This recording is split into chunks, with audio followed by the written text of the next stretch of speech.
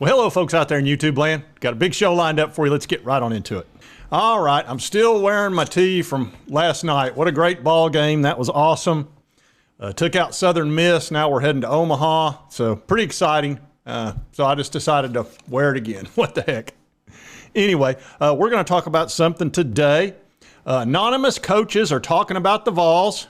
Not these coaches. I always liked that show. What was their team? I think it was Minnesota or Minnesota State, actually. Dauber and all those guys.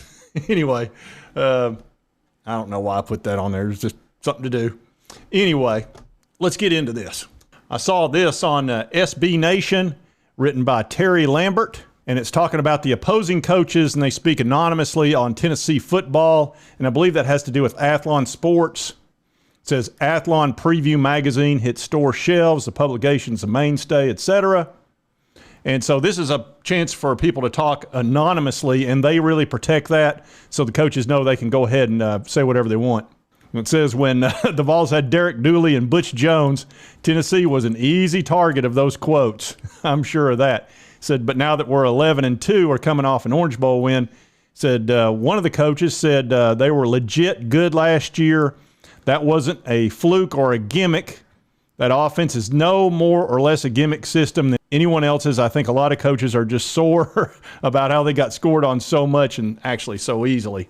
Yeah, I can think of some YouTubers that'll be sore to hear that. They're not going to like that. Well, they can go out there and continue to troll, though. That's what they like to do.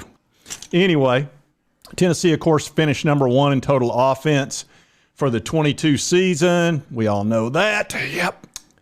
Number one.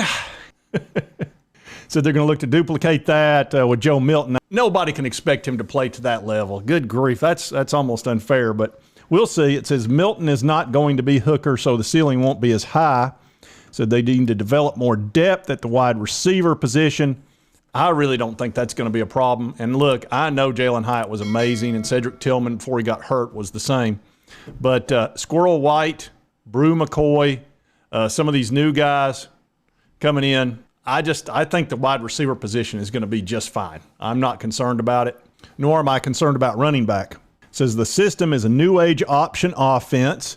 It's hard as HE double hockey sticks to practice it in a single week, and you get burned easily because you're tired. You can't replicate the tempo and pace unless you do a little bit all season. It talks about the defense. It needs to improve, and it did improve last year quite a bit. And just a real simple little graph. It shows where in 21, where we weren't very good at all, we went from 21 points a game to 22.7, from 90th in the country to 36th. And really the South Carolina game was the one that really kind of messed us up something awful, where we'd have been down in the 20th area. It says the defense still has leftover talent from Jeremy Pruitt. Not much. 30 of them left. Over about 15 of them came from defense when they transferred out. So they just were asked to play complimentary ball and create a few stops. Says the Pruitt leftovers are drying up quickly, whatever. That is just such a crock. That's such a crock. Said the final quote came about the game atmosphere itself. Says when they're up on you, Neyland is a nightmare to play in. The stadium is back to the way it used to be. Tennessee fans warned others for years, don't let us get good again. The Volunteers were undefeated in Neyland Stadium, beating Florida and Alabama in two amazing atmospheres. They completely destroyed a decent Kentucky team and hung 66 on Missouri. And Georgia's lucky they didn't play in Neyland last year. I think we'd have given them a heck of a game. All the tickets are sold out, of course. We all know that. So it'll be just as wild this year. It says Josh Heupel needs to reload, and I think he can do that. We also have a backup quarterback that's the number one player in the country in last year's class, and he'll have been there for 9 months by the time we get started. So we're in pretty good shape at QB. And Gaston Moore is no slouch either. Don't sell yourself short, Judge.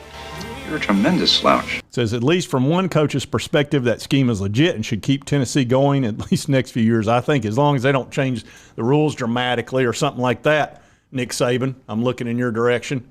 The Vols will be just fine. That offense is brutal. The way they spread you out. And the nice thing about it is they run the ball a little bit more than they pass it. So you think, oh, well, if I can just stop the pass, we'll run all over you. We will run through you, around you. We're going to spread you out, get those running backs in big space. They're quick, they're elusive. And the second you bring in people into that box, then we're going to burn you deep and kill you. That's how the Vols do it. I love it. I've never seen such a difficult offense to defend. I would hate to try to stop that offense.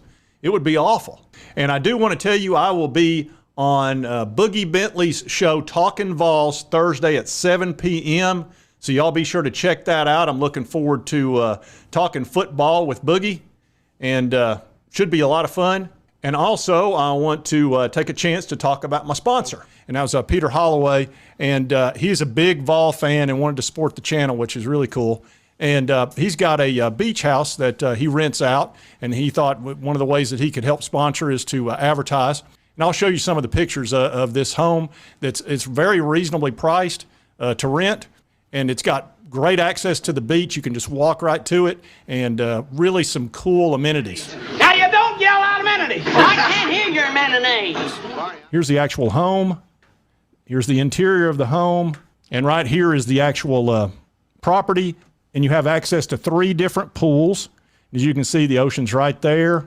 So if you've got kids with you, you know how they love to get in the pool if they're not going to be in the ocean. A big master bedroom.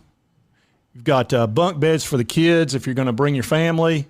As you can see, it's a really nice place. Nice back porch to hang out. A nice full kitchen. After a big day at the ocean, you may want to have a low country boil or something along those lines, and this would be a great place to do just that. And I do like how the kitchen ties into the living room, which is always nice. That way nobody's separated. And the resort is actually called Portside Resort. And their name of their home there is the Salty Suite. And if you want to play tennis, you can certainly do that. And again, you can see all the pools, hot tub, all of that. Also, if you want to work out. So if you're looking to take a trip down to Panama City, Florida, the Salty Suite's a great deal, very reasonably priced. And you would be renting from a Vols fan who also is in the military. He and his wife both were in the military. He still currently is. And they're both huge Vols fans. So instead of renting from a big corporation, why not rent from a Vols fan? So check out the Salty Suite next time you're looking to go down to Florida. All right, folks, and if you like the content, be sure to hit that like button. Let's continue to cover the Vols and all that good stuff. If you've not subscribed, it's on my right, your left. No, wait a minute. Your right, my left. Boom, hit that little button. Costs you nothing, helps me out. That's all you got to do, just boom. And then right over here's my most recent video that YouTube thinks you'll love. And we'll see you next time on Sports Talk J or T.